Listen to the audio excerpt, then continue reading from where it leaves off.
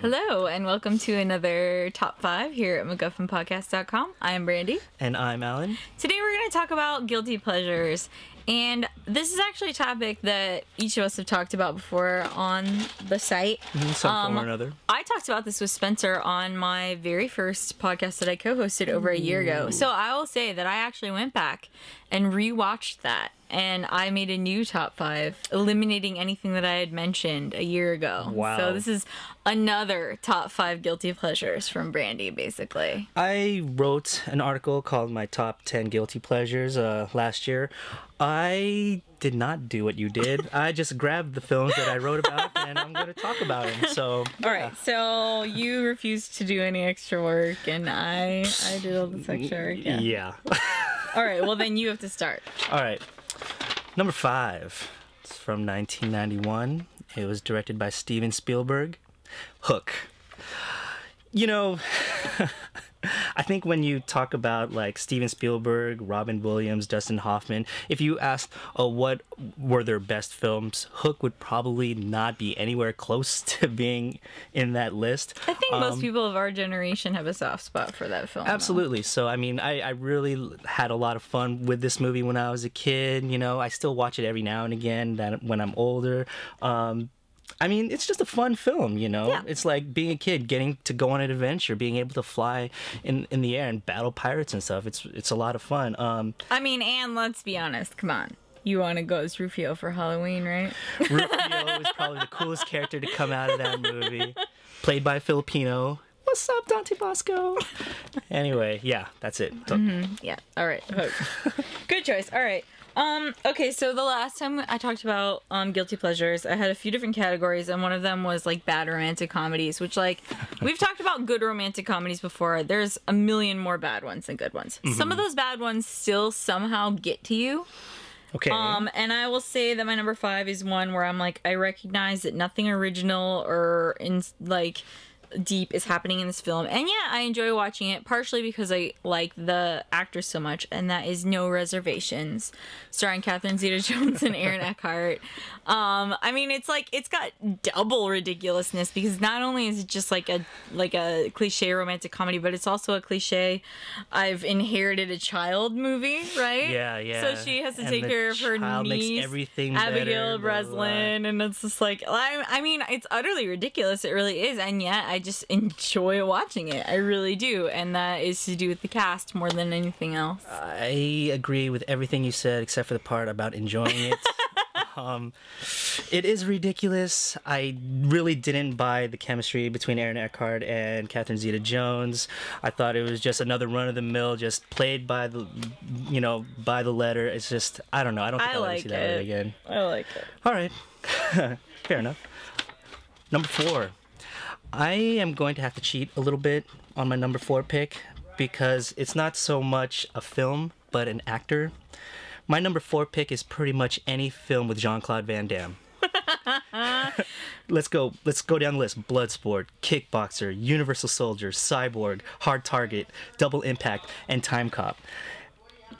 None of those films. What is that, like 6 or 7 films? I think I've seen one. Yeah, none of those films are particularly memorable. But man, Jean-Claude Van Damme back in the 80s, he was the man, you know.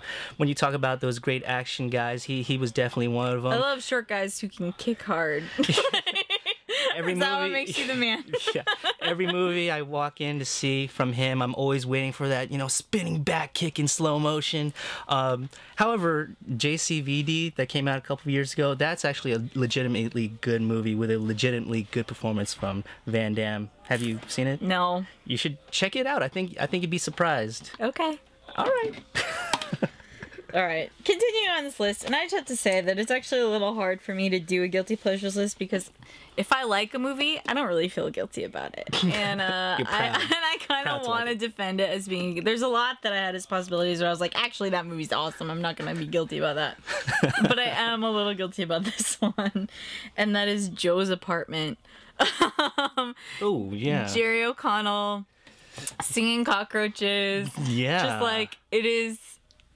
I mean, I think this is basically my go-to adjective, but it couldn't be more ridiculous. Couldn't be more ridiculous. I've never seen this. I remember. Okay, here's one of the reasons why I like this movie so much is that when it came out, I went to see it in the theater with my mom, of all people.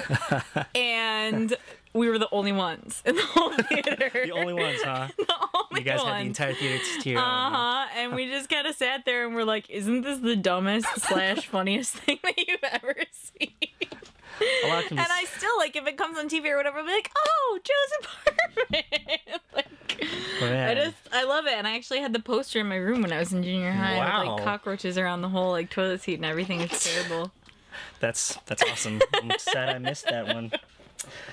Moving on to my number 3. My number 3 is from 1993. It is Surf Ninjas. Remember this film? No! You don't remember this film? This film I mean, awesome. I remember the title, but, This like, film are is you so gonna ask cool, if I really dude. remember if anyone's in it? Ernie Reyes Jr. as, like, this I can't even talk about it. This martial You don't arts need to expert talk about it. It's who called Surf surfs. Ninjas. That's all you need It's to so say. cool, dude. One of the dopest things about this movie is that one of the dopest things about this movie is that you could tell that they know that they're making a dumb movie, dude. Like, everyone involved. I mean, when you have a movie where the main villain is Leslie Nielsen, I mean, come on, you know where you're going. R.I.P. Leslie Nielsen. R.I.P. Yes, R.I.P. But one of the funniest scenes in that entire movie is near the end, where they're going to the climax, where they're about to fight the army.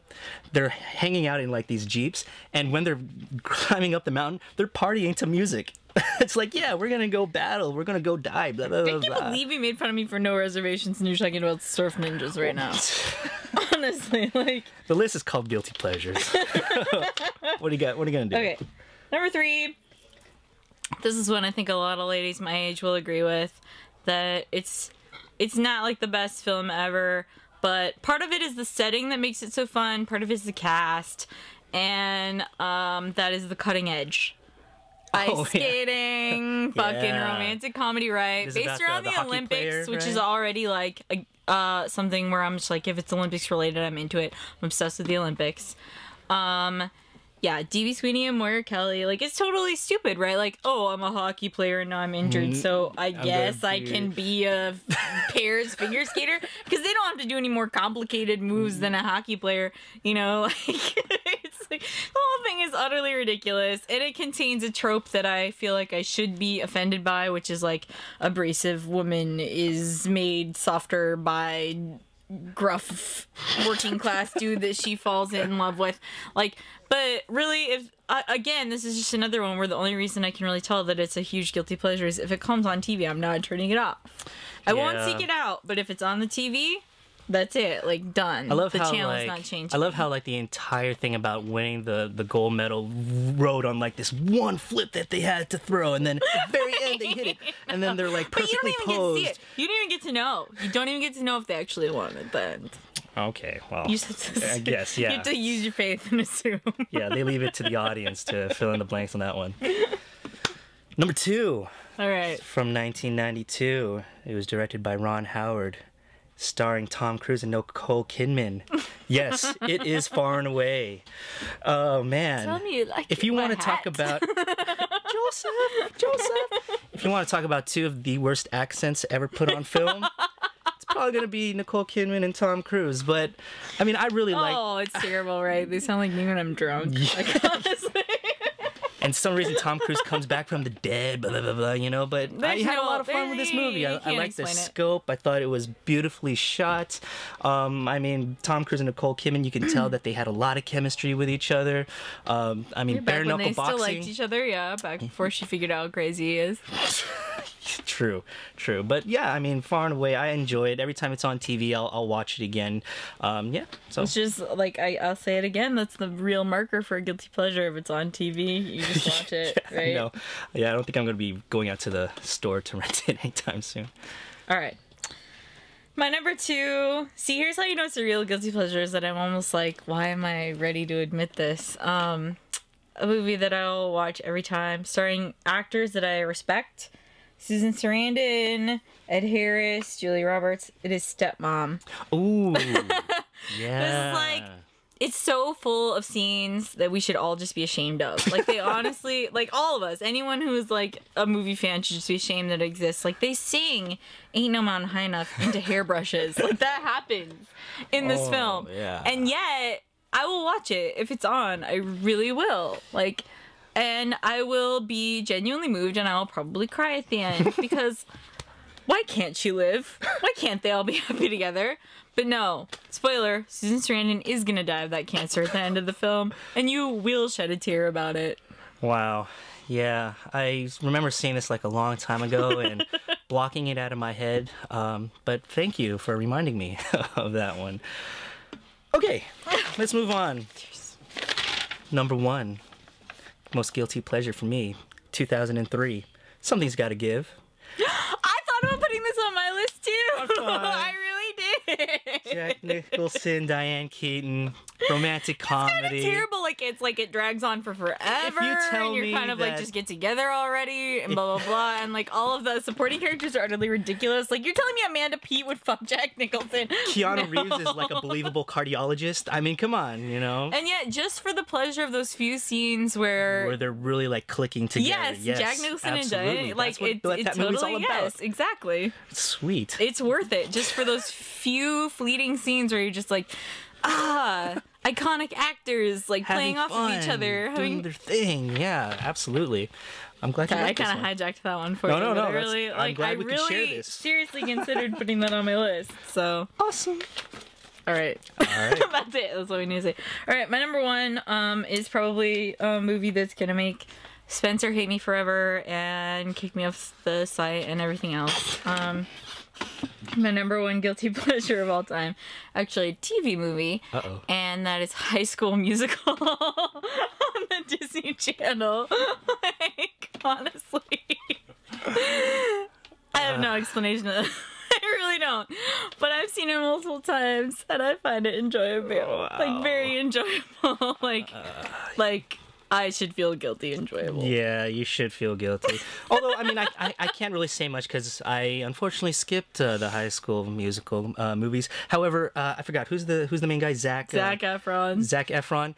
He's very charming. He was in another film that was one of my guilty pleasures called 17 Again. I talked about that the first time that we did Exactly, guilty pleasures. I so- didn't have it on my list because I've already talked about it. If you talked about 17 Again, I would have been there with you. I really think that unfortunately. he has the makings of a movie star, and I mean that movie is. It's just fun. It's just harmless fun. Harmless fun. Nothing wrong with that. All right, cool. All right. Well, that's been another top 5 here at MacGuffinPodcast.com. You can see more top 5s on the site. You can see articles. You can see the regular weekly podcasts. You can just see any kind of crazy stuff. And you can go back into the archives and laugh at us for what we talked about over a year ago. What more could you want? Exactly. See you next time. Peace.